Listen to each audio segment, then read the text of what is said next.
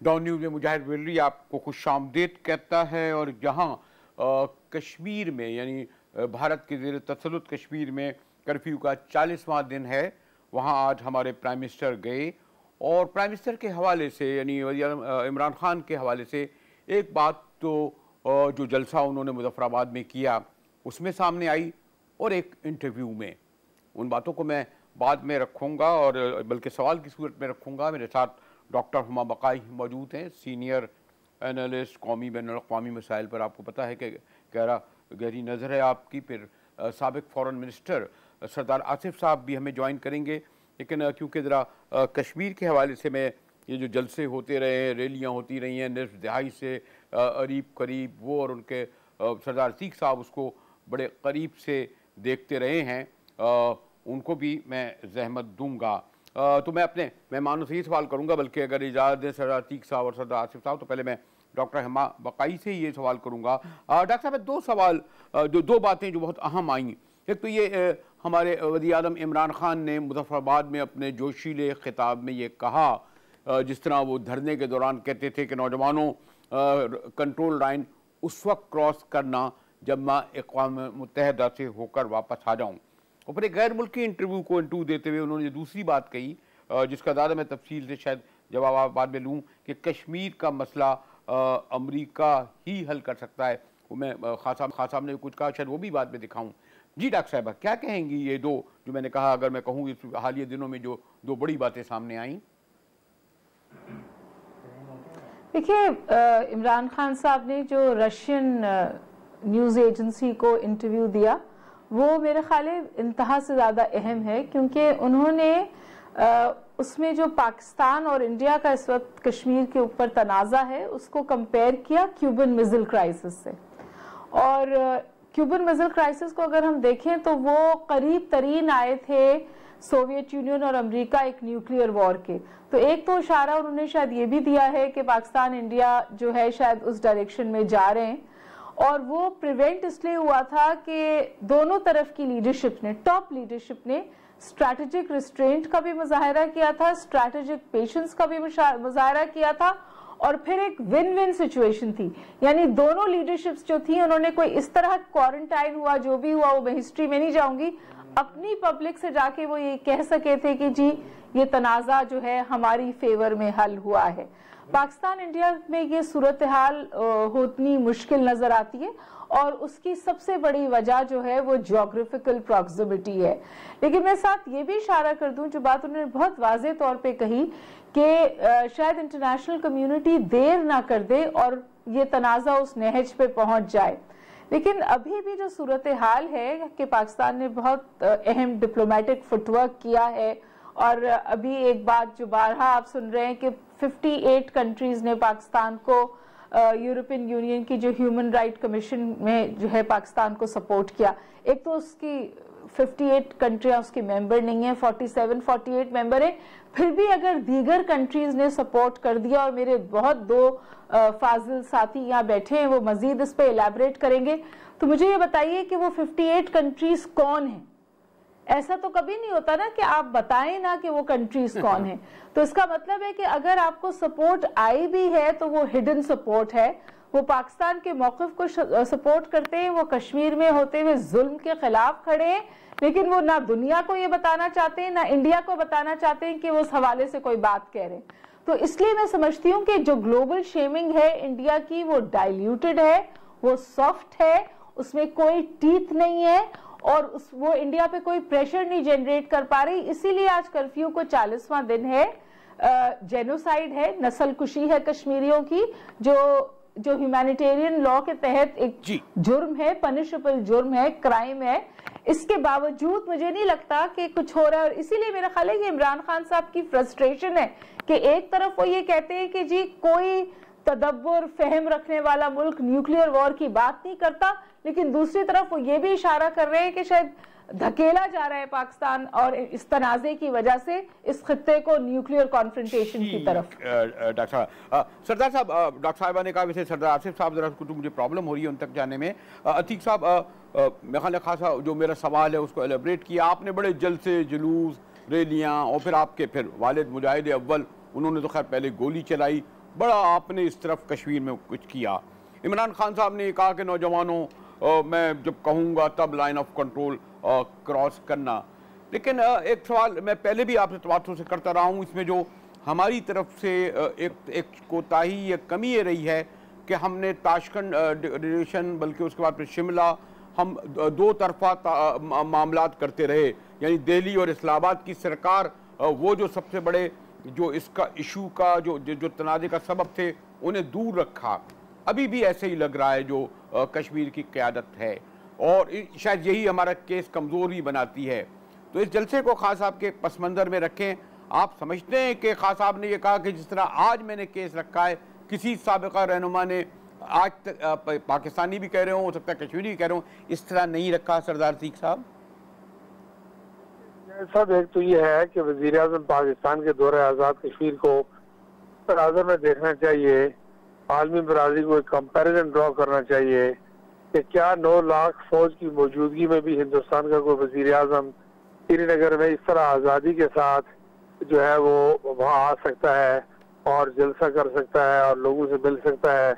और जिस तरह मुजफ्फराबाद में लोग दीवाना बाहर निकले और वज़ीर आज़म का इस्तकबाल किया और यसीयती का मुजाहरा किया, इसके इस एक पहलू को, तो ये पहलू ऐसा है कि जो हुकूमत पाकिस्तान को बैनुल-अक़वामी सफारतकारी में बड़ी ताकत, मॉरल स्ट्रेंथ मुहैया करता है कि हिंदुस्तान कश्मीर को अटूट अंग कहता है। पाकिस्तान कोई ऐसा दावा नहीं करता, लेकिन कश्मीरी पाकिस्तान के साथ अपनी वाबस्तगी का मुजाहरा करते हैं। मैं शुक्रगुजार हूँ, आपने मुजाहिद अमल का भी जिक्र किया और वहाँ से लेके इस वक्त की बात चल रही है। अभी जो बात उन्होंने कही है सीज़ फायर लाइन के हवाले से, सीज़ फायर लाइन के हवाले से ये बात यूनाइटेड नेशन की करारदादें ये कहती है कि बतौर कश्मीरी ये हक आपको हासिल है कि आप कश्मीरी साबित होने पर महाराजा हरी सिंह की हुकूमत का स्टेट सब्जेक्ट दिखाने पर आप बार बार आ जा सकते हैं। एक तो ये बात है। दूसरा, अक़वाम मुत्तहिदा की करारदादें ये कहती हैं कि अगर नागज़ीर हो जाए तो अपने तहफ़्फ़ुज़ के लिए आप किसी किस्म की स्ट्रगल भी कर सकते हैं। ये दूसरी बात हो गई। इसलिए कश्मीरियों के ऊपर सीज़ फायर लाइन तोड़ना बनता ही नहीं है। ये जैसे आपने कहा कि इसे शिमला माहिदा के बाद दो तरफा ताल्लुकात का मामला बना दिया गया, वरना अक़वाम मुत्तहिदा की करारदादें जब इस्तिसाब राय की बात करते हैं, कश्मीरियों की राय की बात करते हैं, तो तीसरे फ्री की बात करते हैं। और अगर तीसरे फ्री की बात अक़वाम मुत्तहिदा की करारदादें करती है तो हमें से फ्री की मुज़ाकरात पर क्यों नहीं इसरार करना चाहिए कि आलमी बरादरी 6 मरतबा, अमरीका के सदर ने 6ठी मरतबा कहा है कि मैं सालसी करवाना चाहता हूँ। आखिर कोई मसला है कि सुपर पावर का प्रेसिडेंट सालसी करवाना चाहता है? आखिर कोई खतरा है जिसको टालने के लिए वो ये करना चाहते हैं? हमारे साथ रहिएगा। मैं चाह रहा था सरदार आसिफ साहब, साबिक़ वज़ीर ख़ारजा भी हमें ज्वाइन कर लें। सरदार अतीक साहब, डॉक्टर मोहम्मद वक़ाई हमारे साथ हैं। मिलते हैं एक ब्रेक के बाद।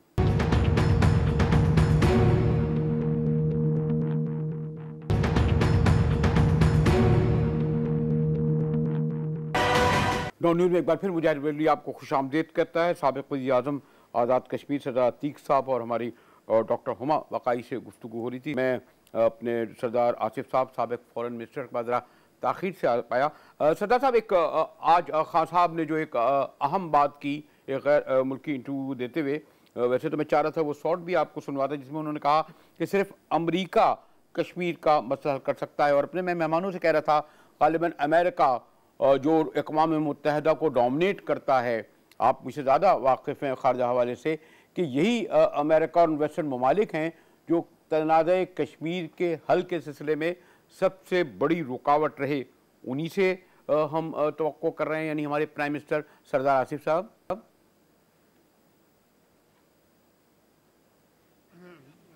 जय साहब, बात यह है कि अमेरिका के इस वक्त उनकी पॉलिसी यही है कि इंडिया पाकिस्तान के दरमियान एक सालसी की कोशिश की जाए, और उन्हें अपने आप को पेश भी कर दिया डोनाल्ड ट्रंप ने।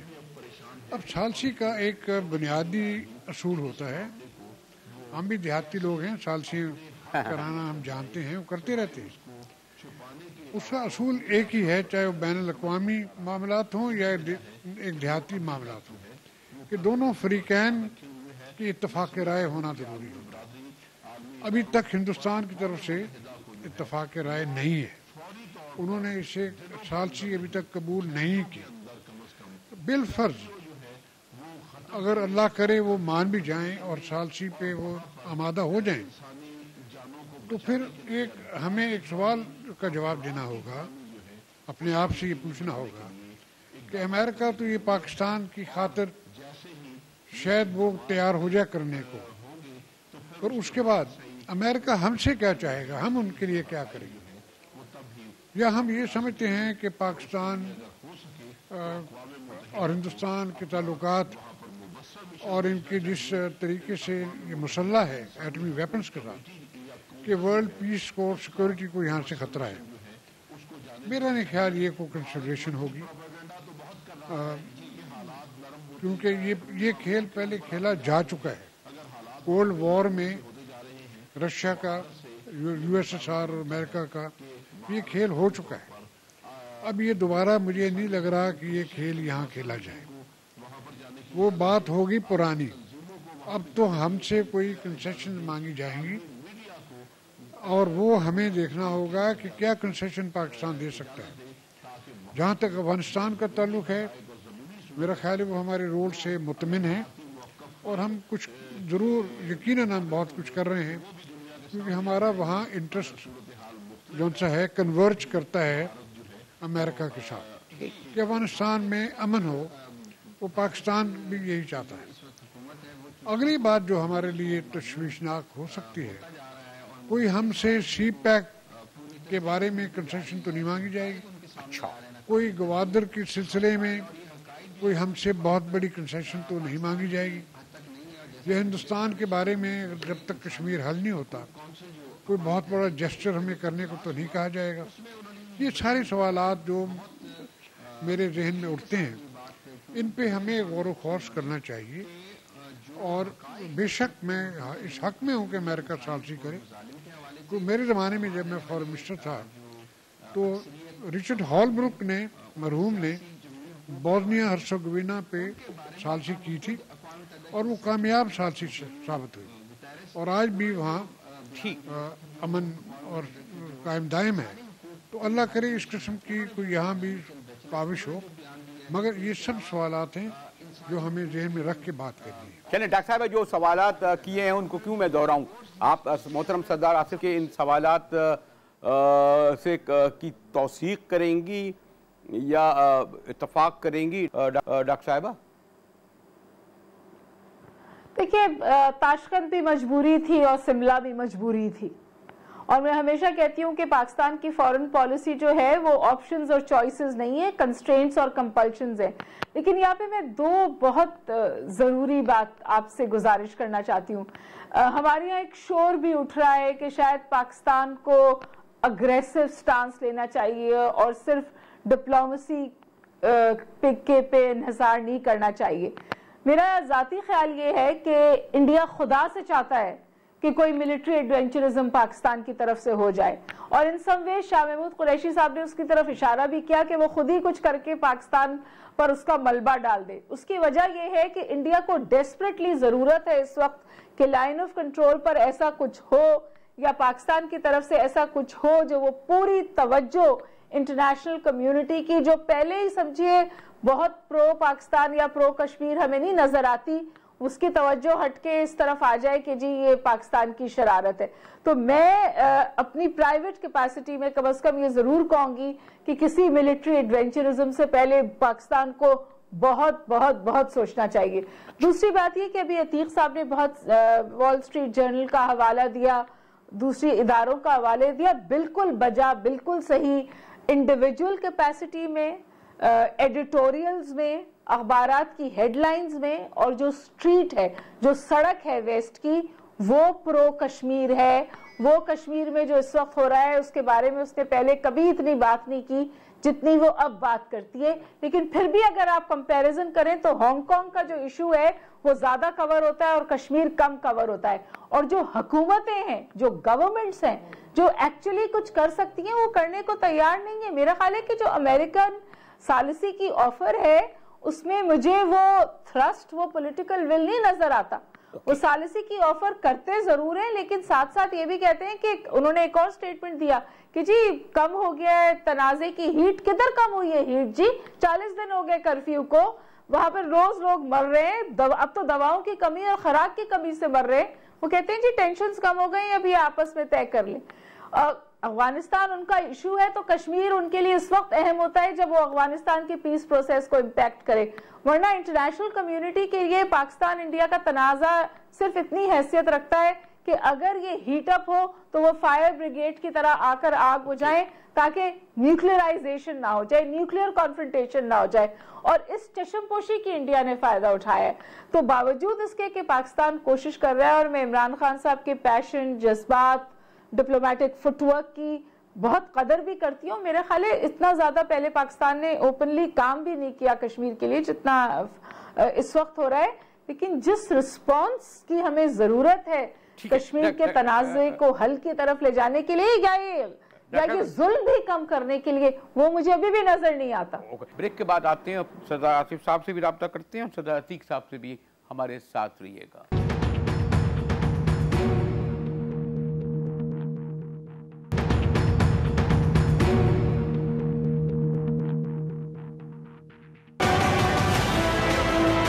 आज तक किसी ने कश्मीरियों के लिए ऐसे नहीं खड़ा हुआ जो इंशाल्लाह मैं खड़ा होऊंगा। न्यूज़ में एक बार फिर मुजाहिद वली आपको खुशामदीद कहता है। डॉक्टर मोहम्मद वकाई ने एक बड़ा बुनियादी सवाल उठाया था, मैं चाह तो ये रहा था कि इस पर मैं साबिक प्राइम मिनिस्टर सरदार अतीक साहब के भी कमेंट लेता, सरदार आसिफ साहब से रब्ता हुआ था। सरदार साहब, हमारी डॉक्टर साहब का ब्रेक से पहले ये कहना था कि हिंदुस्तान तो उनका बड़े यकीन से कह रही थी कि ये चाहता है कि किसी तरह ऐसी सूरत हाल लाइन ऑफ कंट्रोल पर पैदा हो जाए या कोई ऐसी कि जिससे उसको मुहिम जुई का मौका मिले। आप समझते हैं कि हिंदुस्तान इस तरह की सोच रखता है, और अगर ऐसा सोच रखता है तो ऐसा कर सकता है डिस्पाइट इसके कि आपको इल्म है कि अमेरिकन और वेस्टर्न कंट्रीज कितनी मोहतात हैं इस हवाले से? सरदार साहब, सरदार आसिफ साहब। जी देखें, इस वक्त तो पाकिस्तान कोई प्रोवोकेशन तो नहीं करने लगा हुआ, यानी कोई सर्जिकल स्ट्राइक हम तो नहीं करने जा रहे हैं।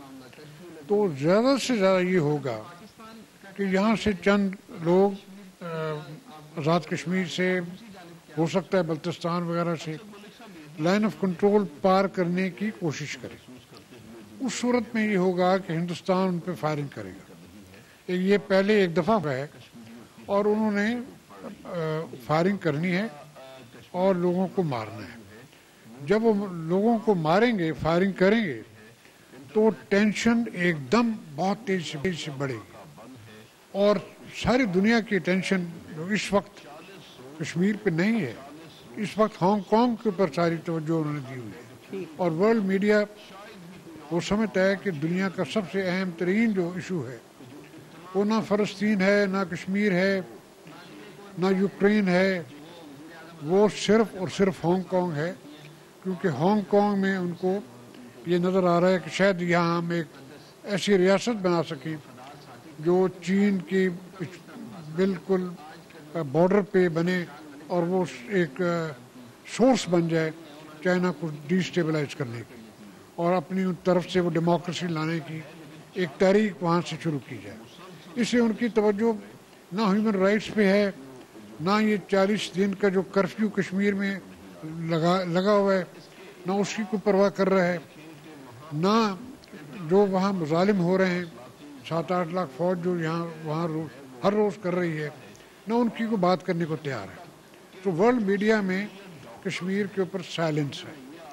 ये साइलेंस टूट जाएगा, फिर तवज्जो सारी दुनिया की हट के लाइन ऑफ कंट्रोल पे आएगी और वो इंडिया उस वक्त अंडर प्रेशर आएगा। और इसमें एक दो खतरात हैं। खतरात ये हैं कि बजाय जो इशू जो है श्रीनगर हो और वादी कश्मीर हो, वेल ऑफ कश्मीर, फिर इशू बन जाएगा लाइन ऑफ कंट्रोल। अब लाइन ऑफ कंट्रोल जो सा है वो तो डिस्प्यूट नहीं है, वो तो डिस्प्यूट का नतीजा है। मगर मैं नहीं समझता उसमें हमें को फ़ायदा होगा कि हम बजाय के वैली ऑफ कश्मीर को, वेल ऑफ कश्मीर को, वादी कश्मीर को इशू बनाने के हम लाइन ऑफ कंट्रोल को इशू बना दें। ठीक है, ये खतरात है। सरदार सरदार अतीक साहब से पूछो। सरदार अतीक साहब, आपने सरदार अतीक साहब ऑब्जर्वेशन सुनी, क्या कहेंगे? बहुत क्विक स्पेसिफिक। जी वो भी बड़ी, सरदार साहब जो बात फरमा रहे हैं बड़ी इम्पोर्टेंट बात है, उसका ये बड़ा इम्पोर्टेंट पहलू है। लेकिन ये बात देखने की है कि हम कारगिल में एक दफा बड़ी खतरनाक सूरत हाल से पीछे वापस आए हैं, और अभी ये जो टेंशन बढ़ रही है कश्मीर के अंदर, इसके नतीजे में हिंदुस्तान में एक बड़ा अनरेस्ट पैदा हो गया है। और आज जो वार्न किया है, जो खबरदार किया है इमरान खान ने, उन्होंने ये किया है कि इसका रद्द-ए-अमल हिंदुस्तान के अंदर जो गैर हिंदू गैर इंतहा पसंद अक़लियत है उनके अंदर हो सकता है।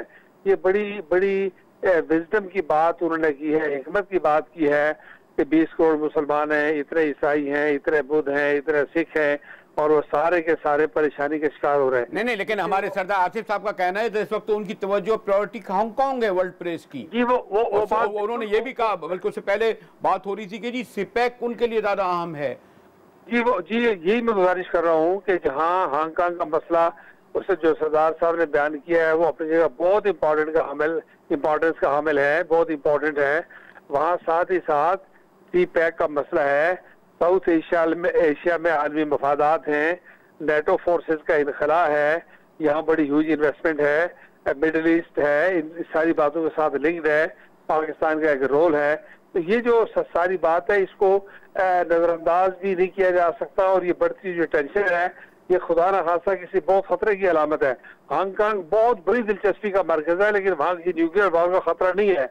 और ये जो हमारी सीज फायर लाइन है, लाइन ऑफ कंट्रोल है, तो कश्मीर की वादी है, दो फौजों के दरमियान आमने सामने है, यहाँ बिल्कुल न्यूक्लियर जो जुबान नरेंद्र मोदी बोल रहे हैं, और जिस तरह जवाब में आज इमरान खान ने जो बात की है कि मैं आखिरी हद तक हम जाने के लिए तैयार खड़े हैं, तो ये मैं समझता हूँ कि ये सारी दुनिया, ये कश्मीर एक न्यूक्लियर रिंग बन चुका है। चारों तरफ से चाइना और नेटो फोर्सेज, अफगानिस्तान एक प्रॉक्सी न्यूक्लियर स्टेट है, और रशिया है, पाकिस्तान है, हिंदुस्तान है।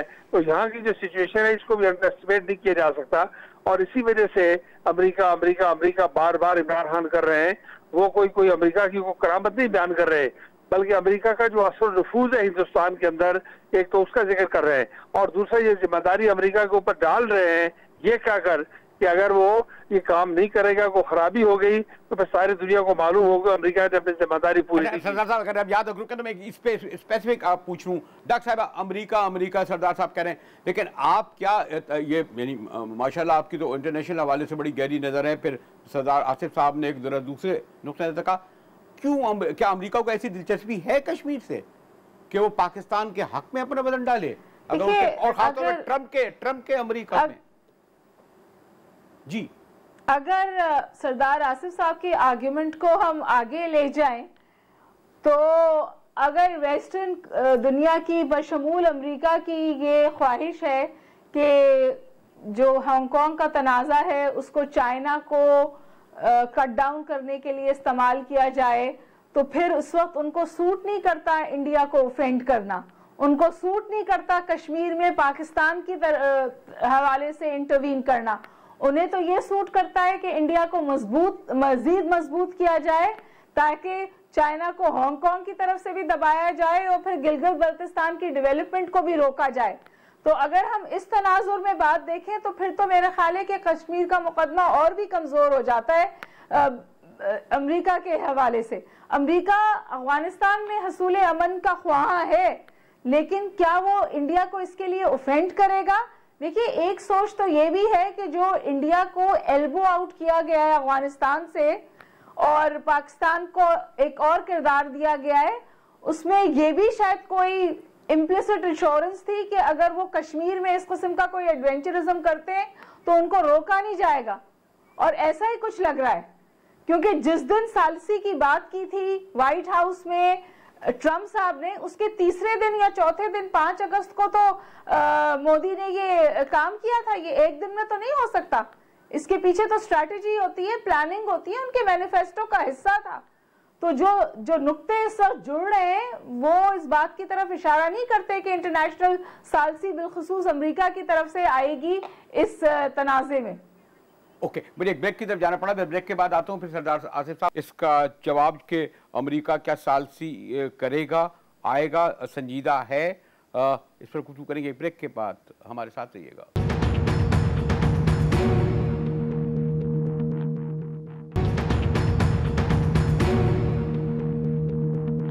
न्यूज़ में एक बार फिर मुजाहिद बरेलवी आपको खुशामदीद कहता है।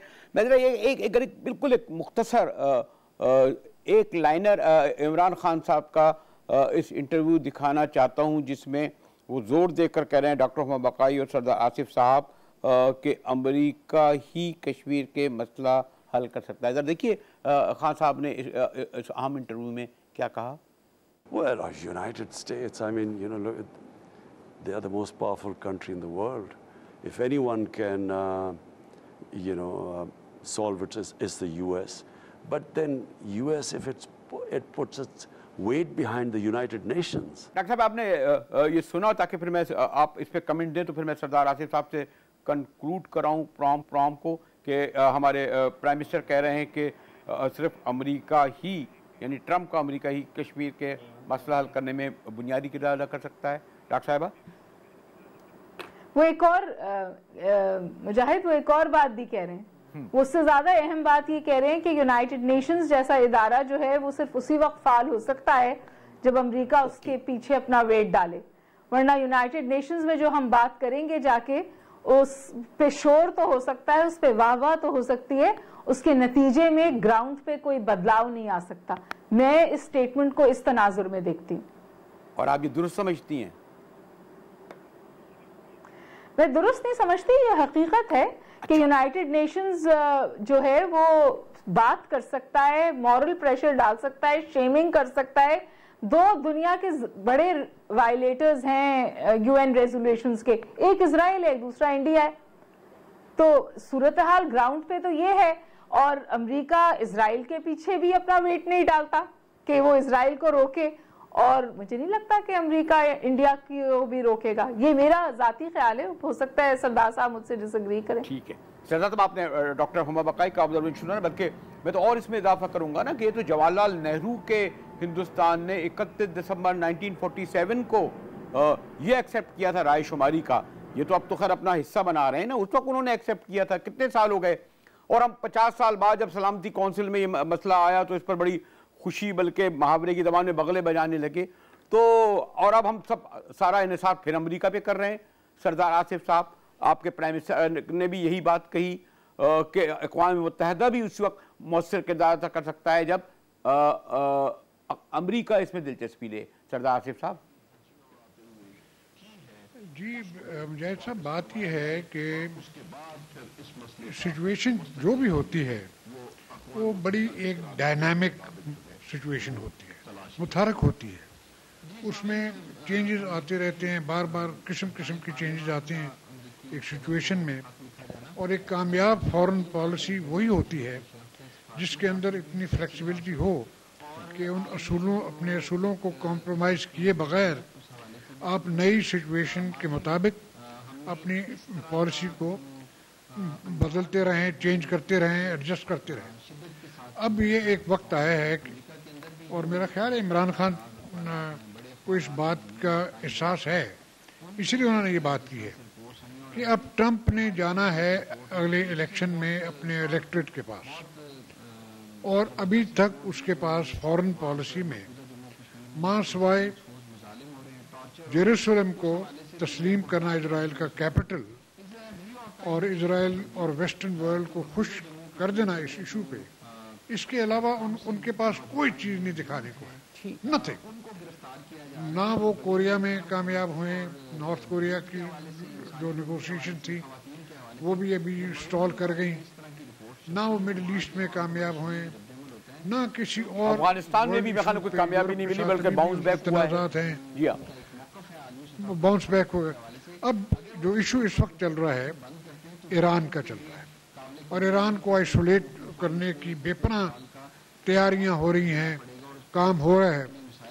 हो सकता है हमसे कुछ मांगा जाए, और अब वो ईरान के ऊपर जो भी उनकी कार्रवाई उन्होंने करनी है, कोई कंसेशन हमसे वो मांगेंगे, और हो सकता है कि डोनाल्ड ट्रंप की ये ज़रूरत हो कि अब वो अपनी इलेक्टोरेट को ये दिखा सके कि उसने कोई ना कोई इस दुनिया में ऐसा खिता है। इसका मतलब ये हुआ सरदार साहब, बसत एहतराम, मुझे कंक्लूड करना है कि फिर उसके माने कश्मीर तो फिर प्रायोरिटी में अमेरिका के नहीं हुआ ना। सॉरी टू से डॉक्टर साहिबा और सरदार आसिफ साहब गुफ्तगू हो रही थी, इसको मैं कंक्लूड तो करना नहीं चाह रहा था, लेकिन कैमरे के पीछे मुझे कहा जा रहा है कि मैं अब सिर्फ अपने मेहमानों का शुक्रिया अदा करते हुए आपसे इजाज़त लूँ।